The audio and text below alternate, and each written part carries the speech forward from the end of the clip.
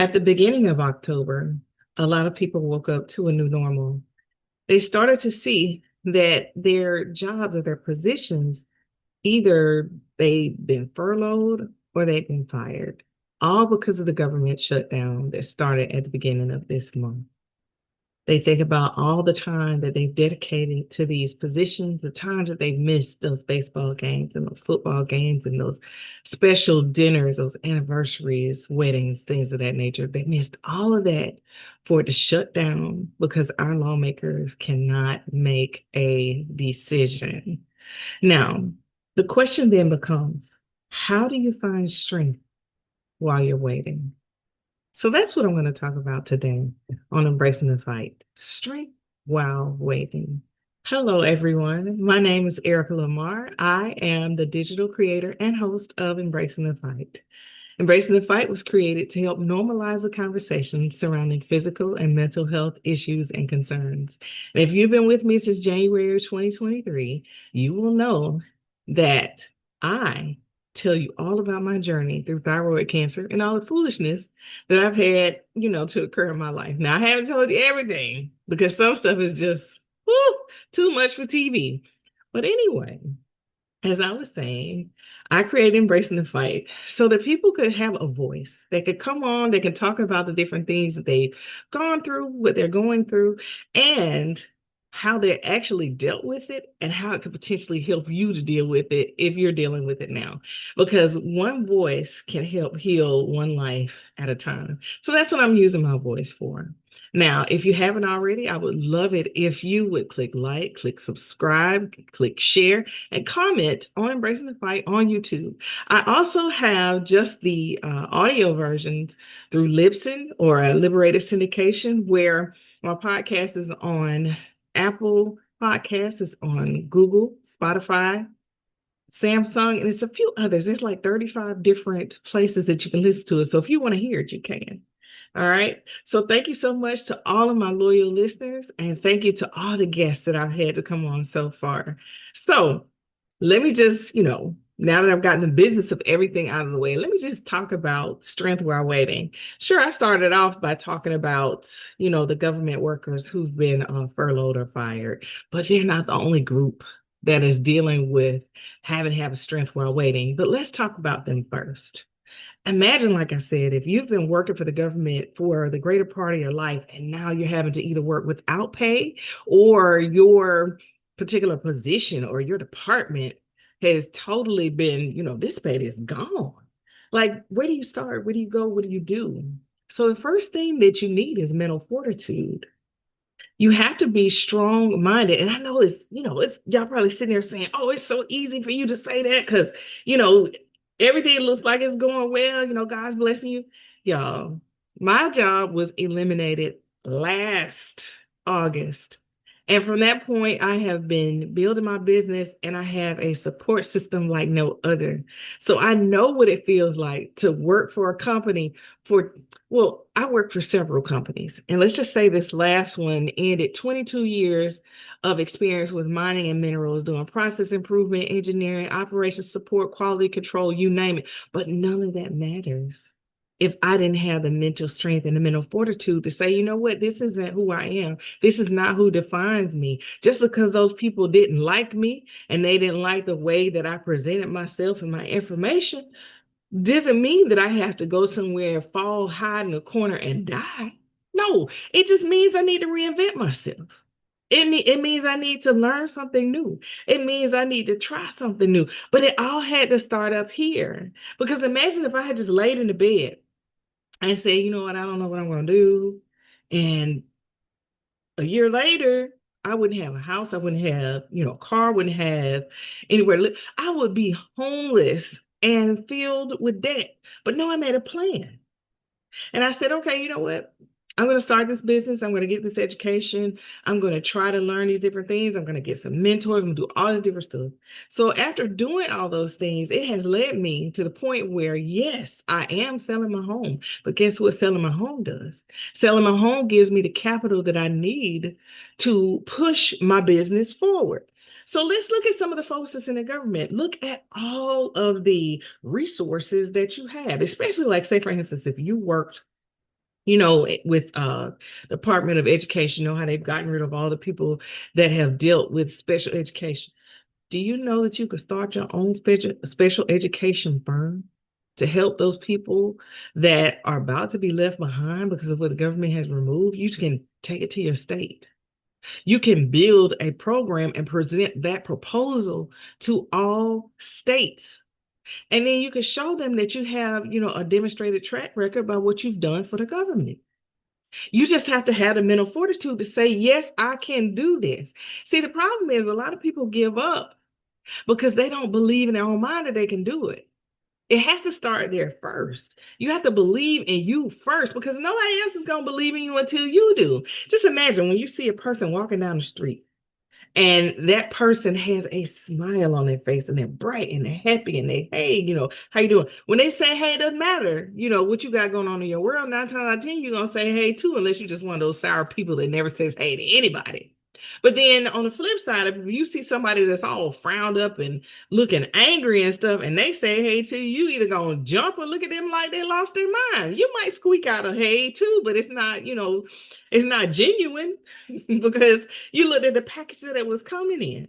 So, in order to get people to believe in you and whatever it is that you're offering, you have to believe in yourself first. That way, the light that you put off, the information that you give, all of it feels, positive and genuine. Because you know how hard it is to follow someone who's negative and lying? That is so hard. Believe me, it is extremely hard, especially when you know you've done the work and you know how to do what it is that people are looking to be done. And you were at a place, say you're one of those government workers and you felt like, oh, nobody's listening to me, nobody's paying attention. I could do this program with my eyes closed. You got the opportunity now, do it. Just get your mind right. You got to be mentally strong to get it right. Now, I'm not saying it's going to happen overnight because you still got bills. You still have, different things that are going on that you have to take care of, but you can't stay in that spot forever. Unless you have, an amazing support system, you have someone, or a group of people that can help carry you through your storm. Because what can happen is say you get the momentum, you start the program, you do all the different stuff, and then there's no funding. Then you run into another roadblock. But that roadblock doesn't mean stop. It just means pause, show your identification, let people know who you are so you can come through that roadblock. Roadblocks are just meant to test your faith, to test your resilience. They're not put there so you just stay there and block up the whole line. No, it's for you to show people who you are so you can proceed through because you know you belong on the other side of the roadblock. Now, if you're a criminal and you out here lying and faking about who you are and what it is that you do, don't go to the roadblock because you're going to get arrested every time and they're going to put you away. So don't do that. Be your genuine, authentic self. And your business, can and will thrive. That's my belief.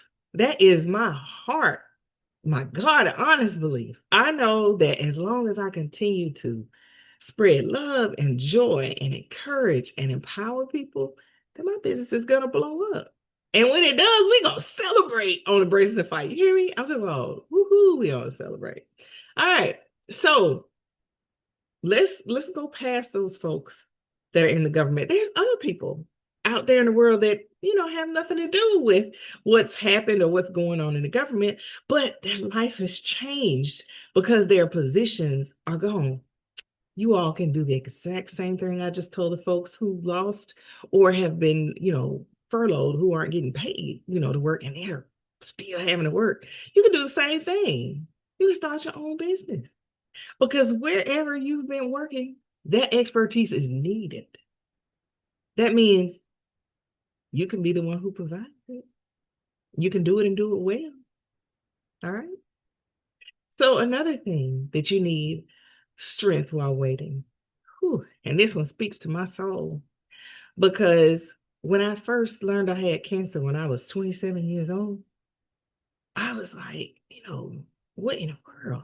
In my foot? How in the world, does that even happen? But I had to have the strength to know and speak the words to say, oh no, you're not gonna cut my foot off. Oh no, you're not gonna take, from my ankle down. Like what? No, that's not gonna happen. And I just happen to have one of the best, doctors. His name was Dr. William Bruce Harris. He was at Spring Hill Hospital. That man held my hand and he said, oh no, we're not gonna cut your foot off. You will walk, you will run, and you will play tennis again, and you will be healed of this cancer. So I had my own strength, but just imagine that the strength that that doctor spoke into me as well, because I'm like, hey, he's the one that's doing the surgery and he believes and trusts God too. So I could be strong while I wait on my healing. I could be strong, dealing with whatever they said is going on in my foot. And then fast forward 10, no, wait. So it's 20 years. Yeah, 20 years later. Actually, 21 years now because it's 2025. I had surgery in 2024 and I mean 2024 in 2004, and then I ended up having it again in 2005. And 2005 they were like, "Oh, we've got it all. You don't need any radiation or anything like that, so you're cancer free." All right. So that was in 2005. And 20 years later, in 2025, after in 2022 finding that I had thyroid cancer in 2025, no more, all gone. So you mean to tell me in 20 years time, I had to have strength to wait on my healing, even though I had no idea that the thyroid cancer was doing what it was doing to my body. I still had to wait on healing. I had to fight through those days where I was tired, where I was too sick to want to do anything.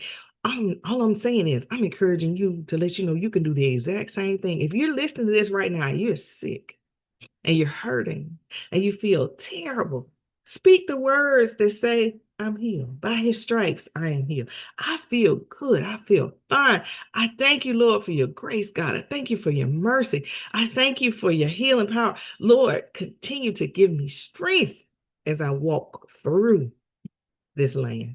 And when you say you walk through, that means you're not staying. Yea, though I walk through the valley of the shadow of death, I will fear no evil, for thou art with me. You hear, he said, through. Through. He didn't say you got to stay there.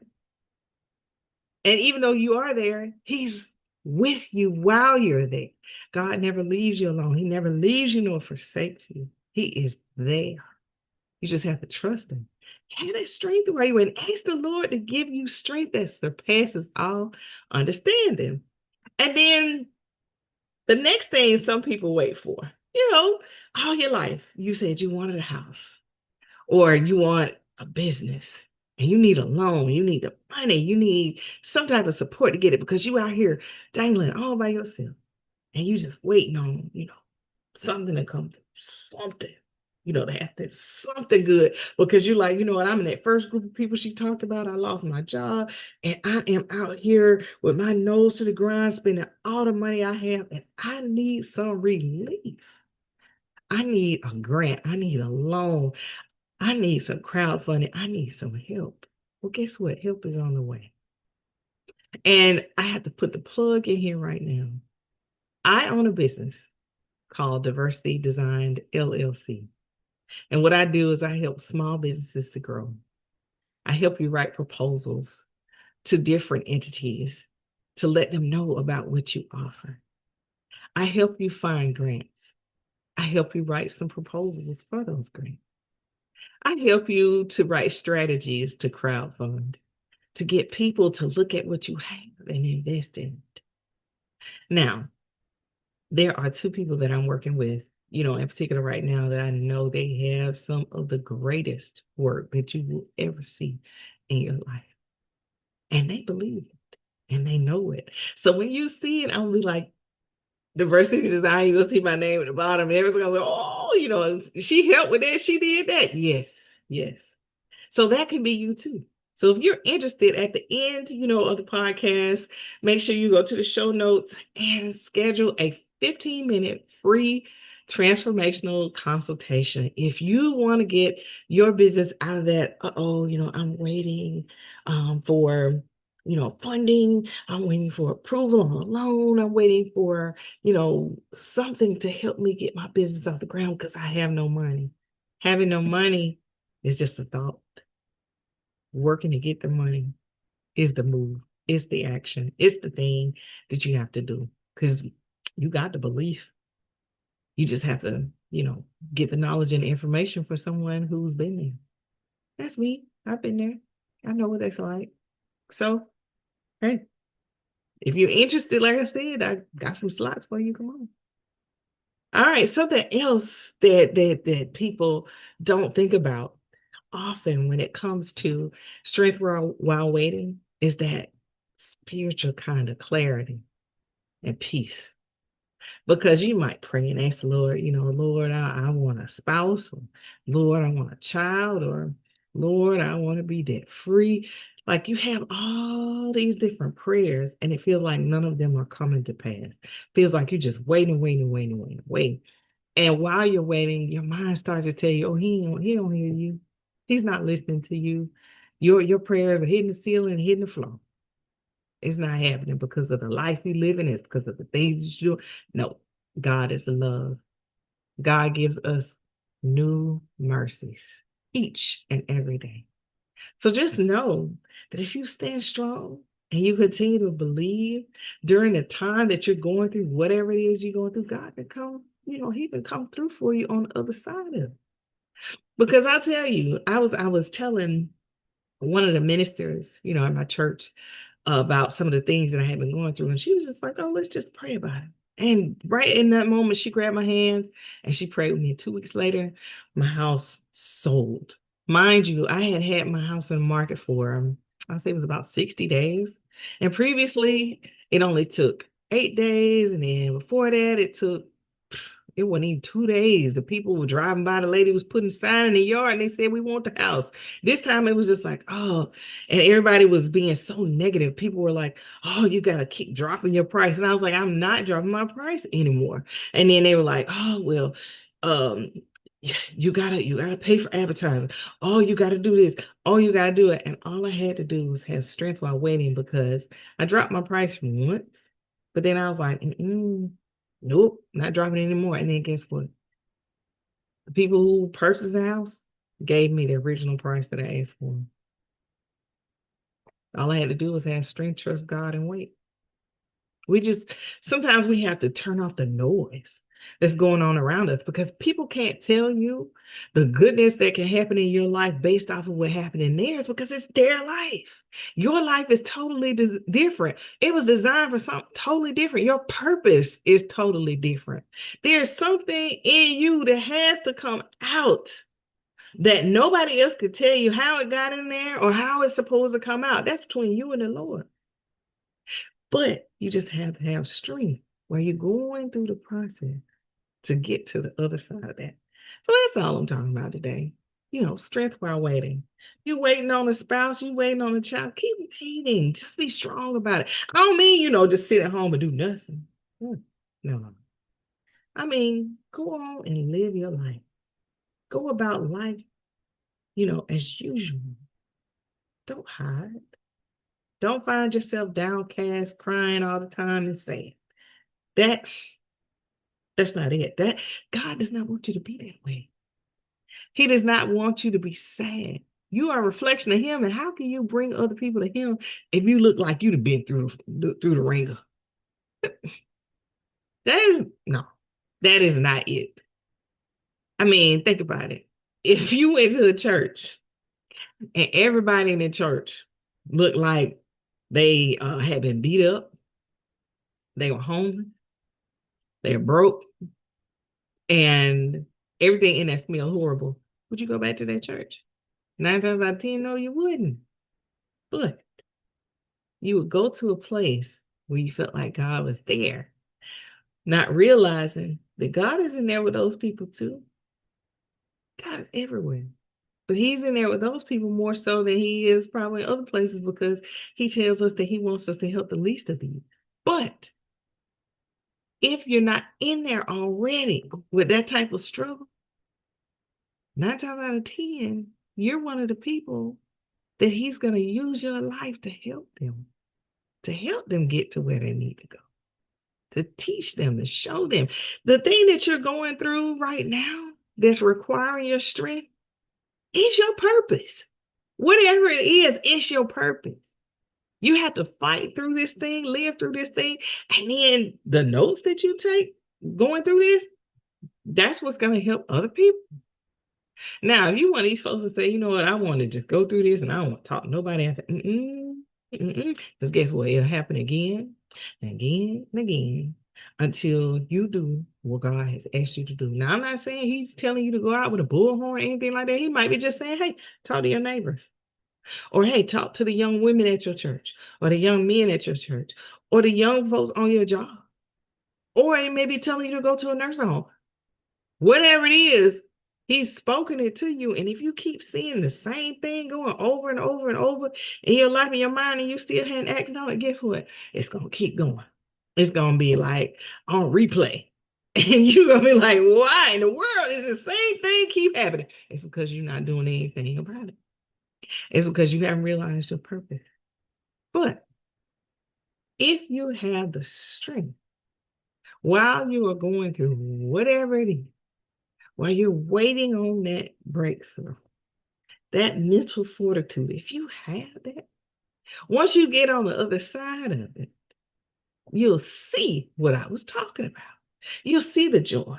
You'll see the peace. You'll see the abundance. You'll see the growth. You'll see everything that God has given to you that he had waiting for. But the thing is, you can't see it now is because you're so worried about losing this and you're so worried about losing that. And you've lost your focus. If you have strength while waiting, you don't lose your focus. You don't lose your focus. You might get frustrated. You might be sad. You might be in pain. But you don't lose your focus. You fight to stay strong. That's all I want to talk to y'all about today. Strength while waiting. And I pray that this message brings you something to think about, something to focus on while you're going through, rather than questioning and doubting yourself. Just get out there and do it. Try it. Trust the process and trust God. So thank you all for tuning in to this episode of Embracing the Fight, Strength While Waiting. And as always, I want you all to have an absolutely amazing day.